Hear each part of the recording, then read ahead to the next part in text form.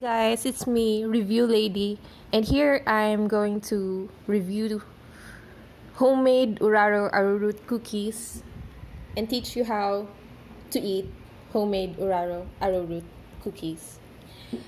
So this one is from Sir Norman Baker, who I assume is famous somewhere.